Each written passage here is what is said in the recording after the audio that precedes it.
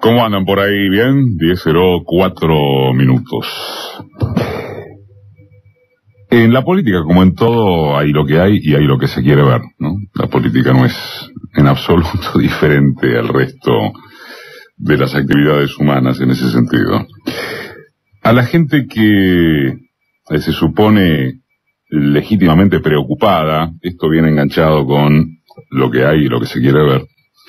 A la gente que se supone legítimamente preocupada, o más bien rabiosa, por el avasallamiento gubernamental contra las instituciones de la República, aquello de el autoritarismo K, la monarquía cretina, ya saben, uno piensa que a esa gente debería por lo menos serle llamativo que tras el maratón inédito protagonizado por Capitanich ante el Senado, al igual que con las intervenciones de Kicillof, Zanini y Galluccio, el centro, prácticamente el centro, de la cobertura mediática opositora, haya pasado por vudú jugando al sudoku mientras exponía el jefe de gabinete. Nada disculpa, por supuesto, nada disculpa al vicepresidente de tamaño desliz. Se sabe además que vudú, por sus avatares judiciales, que hoy vuelven a ser noticia, y por la manera en que fue convertido en una de las presas más codiciadas de la cacería periodística, debe extremar cuidados. Ayer circuló, hoy no ya, la versión de que la foto podía ser un fake, podía estar trucada, pero más allá, lo cierto es que el tema tuvo la dimensión que tuvo y que hay una diferencia abismal entre eso, entre lo que estábamos señalando a propósito del yerro del vice, y que el episodio fuera convertido en un escándalo para la moral republicana, un escándalo habilitante de que se relegara a planos secundarios la cantidad y calidad de definiciones y debates habidos. Capitanich no solo rompió el récord de tiempo de un funcionario informando en el Congreso, también estableció el de casi 12 horas sin pedir pausa para ir al baño, con el esquema novedoso de que la presentación fue pregunta-respuesta, palo y palo, y no el tedio ese de que primero debe esperarse a que en primer lugar termine el expositor su informe completo. Tal vez, el deleite mediático por el sudoku y vudú no se debió solamente al requerimiento de vender con una imagen de impacto fácil. Quizá se trató más de que el papel de los senadores de la oposición resultara lamentable, de que nadie demostró solvencia técnica en la presentación, de que una mano tapa la otra. Los senadores radicales fueron los más activos, pero al solo efecto de pretender provocar cruces altisonantes. Ernesto Sanz, el mismo que supo rotular a la asignación universal por hijo como una suerte de barril sin fondo por donde circula la plata del juego y la droga, Ernesto Sanz se concentró en la necesidad de que Capitanich reconociera que hubo decisión de devaluar. Caramba, la médula de interpelar a un funcionario con el rango nacional del chaqueño, el jefe de gabinete, la médula es que vaya al Congreso a admitir una obviedad de ese volumen. De todos modos, sería injusto agrupar en el senador mendocino y presidente del Comité Nacional de la UCR la blandura argumentativa de los parlamentarios opositores. Fueron 11 horas y 40 minutos en los que Capitanich tuvo pasajes felices y de los otros, pero sin dejar de responder a ninguna de las municiones que le despacharon. Devaluación, narcotráfico, uso de reservas, suba de tasas de interés, conflicto con los docentes. La cuestión es que no hubo disparo alguno capaz de siquiera sugerir acciones alternativas respecto de nada. Galluccio, el CEO de YPF, manifestó a su turno que la inversión en Vaca Muerta ya va por $1.200 millones. Explicó que la Argentina debe resolver si será productivamente independiente en la extracción y administración de petróleo y gas. Digamos, desafió a los frustrantes interpeladores y se reveló como un profesional indesmentible al frente de una empresa pública que en poco tiempo ya expuso a Estado y eficiencia como sinónimos probados o probables. Y enfrente, en la bancada de los guapos del off the record, reinó el silencio. Miren, ni tan solo supieron apretarlo con las desventajas, Capitanich, con las desventajas ecológicas del fracking. Ni siquiera eso. En síntesis, la oposición fue a encarnar un show de destemplanzas. Nunca los señalamientos responsables que proclama simbolizar. Es curioso igualmente que la afirmación del ministro de Economía acerca de que no hay vencedores ni vencidos en el acuerdo con Repsol fuese empleada para correrlo por izquierda. ¿No era que es cosa de bajar los decibeles gubernamentales de agresividad y demostrar una vocación dialoguista, armónica con lo imperioso de conseguir inversiones en lugar de aislarnos del mundo? Y de yapa, claro, o más bien ante todo, algunos aspectos de sentido común. Estos radicales y la derecha, concediendo que no se trata de términos redundantes, vienen a caminar al gobierno, a Kicillof, desde posturas progres. Estos que le bajaron el 13% a los jubilados surgen como socialdemocracia reparadora. Los responsabilistas del radicalismo, los burcas liberales y la prensa opositora están disconformes con el presunto giro derechista del gobierno, ¿sí? Los ortodoxos están en contra de medidas ortodoxas, como señalaba Heller el sábado pasado. No es serio esto. No es serio. Dicho ortodoxamente, revela contradicciones interburguesas.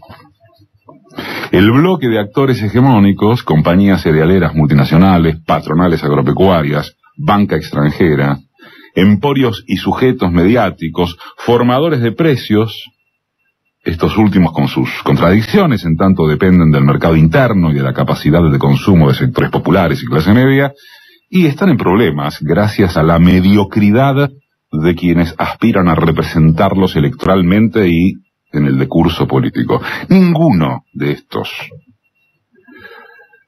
tipitos les garantiza un capitalismo más serio que el kirchnerismo, que en estos 10 años largos les permitió a los ricos tasas de ganancia espectaculares, solo que repartiendo bastante mejor en las urgencias del abajo y en los intereses consumistas del medio. Se agrega que, debido a eso, el kirchnerismo mantiene esa base social y electoral de la que los demás carecen por completo. La sucesión presidencial, también se sabe, es todo un problema para el gobierno, entendiéndose por tal que no se conoce, y realmente no se conoce, si Cristina jugará a una versión fiel, a una costa de que el espacio termine perdedor, o a una devaluada, de retroceso, que sin embargo, y solo a priori, pudiera garantizar permanencia de algunas conquistas centrales. Para ponerlo en línea con otros términos, si quieren más directos, será un candidato de cuño estrictamente propio, asumible en ese carácter, o será Scioli, con la idea de que puede marcársele la cancha a un conservador. Ese intríngulis que no se emparenta con ninguno de los procesos de las nuevas izquierdas o progresismos latinoamericanos y que nadie está en condiciones de resolver, ancla empero en ese piso definitorio. El kirchnerismo irá por el mediano o largo plazo de continuar o retirarse estratégicamente, pero manteniendo sus convicciones, o apostará por el empate dudoso, tratando de cercar al gobernador bonaerense. No se sabe cuál será. Pero son dos opciones. Y solo dos. Por el contrario, en el carril adverso hay un bueno, un mamarracho que por el momento y a duras penas se las va arreglando para ganar el rumbo a no se sabe qué, si es por marcar camino claro y liderazgo efectivo. Eso es lo que está en el asiento de un Massa que apuesta a la chiquita de conmover a la sociedad contra el anteproyecto de reforma del Código Penal, produciendo iniciativa política sobre un texto que no leyó nadie, empezando probablemente por él mismo, a menos que sí lo haya escudriñado, pero importándole únicamente la prioridad de bardear. Ese es el asiento de estos radicales papelonescos, incapaces de afrontar debates con abundancia estructural, hasta el punto de que tras la presencia del Ejecutivo en el Parlamento, tanto que lo reclamaban, solo les interesó avisar que en unos 20 días se anunciará una nueva alianza electoral. El asiento de la Carrió exclusivamente interesada en seguir como denunciadora serial, o de un Macri que describe al fenomenal incremento en el boleto del subte, no como un aumento, sino como un ajuste inflacionario. Y que no tiene trabajo ni cuadros políticos para intentar un salto hacia la presidencia. En lo coyuntural, si es que tanto interesa únicamente eso, el gobierno tiene las fichas puestas en la liquidación de los dólares soja, provenientes de una cosecha de 54 millones de toneladas a alrededor de $500 o más por tonelada del poroto. Con eso se regularía el partido hasta mitad de año, conservando la capacidad de administrar un dólar adecuado a la inflación, y después a esperar una escalada de inversiones en el sector energético debido al acuerdo con Repsol, a lo que sería el inminente arreglo con el Club de París, esa tertulia de estados acreedores que no entró en el superrecorte de deuda externa de 2005, y a todas estas conciliaciones que ahora la derecha critica negativamente porque le parecen un retroceso ortodoxo. Más luego, llegar al año electoral venidero con el aire presidencial suficiente para establecer quién es el candidato, con uso de las primarias mediante, todo lo indica, y sin mayores terremotos económicos. Esa es la apuesta. Puede salir muy bien, bien, mal o muy mal. Pero es como estar actuando desde el gobierno en una disposición que mínimamente tiene tales y tales variables dentro de un recorte más chico que amplio, con la posibilidad de que las inversiones externas y un sostenimiento del consumo interno consigan con qué seguir repartiendo de arriba para abajo. Exactamente al revés, la oposición larga estos mandobles en los que se cruzan en lo económico la inexistencia total de propuestas disruptivas, ¿sí?, que pudieran desnudar el objetivo de volver al menemismo pero vestido de otra forma. Y en lo político, la indecisión de las ligas pejotistas de siladear hacia Massa o hacia Scioli, ambos sin base social entusiasmante, y eso de que se certifica la escasa trascendencia de Macri por fuera de los límites porteños. Queda un espacio más y quizá la certeza de que no habría una sociedad dispuesta a volver a suicidarse con opciones de delarruismo del tipo de Wiener y compañía. Digamos que con estas últimas percepciones a la mano, es lógico que la única foto posible del escenario opositor, a más del sudoku de vudú, haya sido la de Expoagro. Esa muestra felicísima, la más significativa y representativa de El Campo argentino, que organizan Clarín y La Nación. Verlo allí, a Martín Lustó,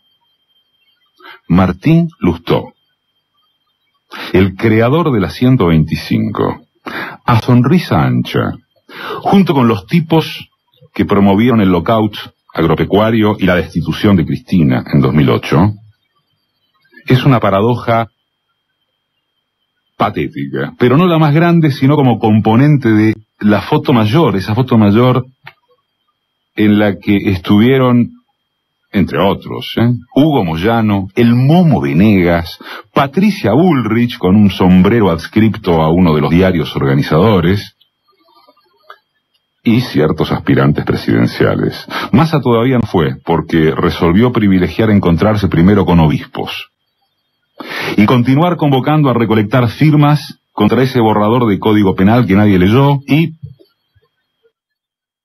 uno diría, ¿y para qué seguir?